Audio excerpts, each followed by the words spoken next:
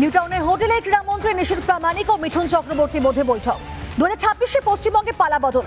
বঙ্গে বিজেপি সরকার ক্ষমতায় আসতে এবার বাংলার ক্রীড়ায় উন্নয়ন নিয়ে কোমর বেঁধে নেমে পড়েছেন এই দুই মহারথী। ক্রীড়াক্ষেত্র বাংলাকে ফের দেশের মধ্যে সেরা করা, আর সেই লক্ষ্যে রাজ্যের ক্রীড়ামন্ত্রী দরবারে মিঠুন চক্রবর্তী। এই বিষয় নিয়ে কি জানিয়েছেন মিঠুন চক্রবর্তী এবং একই সঙ্গে ক্রীড়ামন্ত্রী নিশীথ প্রামাণিক? মিঠুন দা, কি বলবেন? এই নতুন সরকার, বিজেপি সরকার এলো এবং তার অন্যতম কাণ্ডারি হিসেবে আপনি ছিলেন। 207 জন এমএলএ, কি বার্তা দেবেন? একটাই বার্তা, এখন আমরা কাজে বসেছি। বেঙ্গল ফুটবল একাডেমি, যেটা আমার স্বপ্ন ছিল, বন্ধ হয়ে গেছিল, সেটা আবার খোলার জন্য ওনার কাছে এসছি। আর উনি সহসম্মতিতে একদম দু হাত তুলে সাপোর্ট করছে যে দাদা এটা করো, তুমি, তোমাকে মাঠ বাট যা চাই সব দিয়ে দেবো।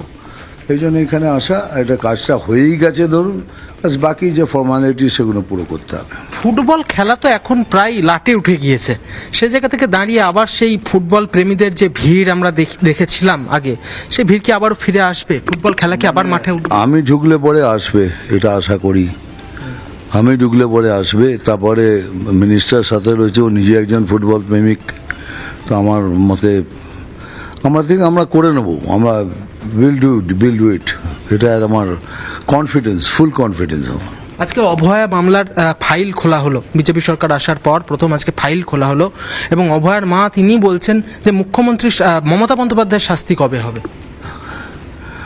আমি তো চাইবা ভগবান যেন কালকেই করে দেয়, কিন্তু যদি সময় লাগে তো লাগবে। আমরা তো সংবিধান ফলো করা পার্টি, তো আমরা ফলো করে পার্টি দেখব। কিন্তু অভয়ের মাকে সেদিনও বলেছিলাম, আমি প্রচারে বলেছিলাম যে অভয়ের বিচার বৃথা যাবে না, এটুকু গ্যারান্টি।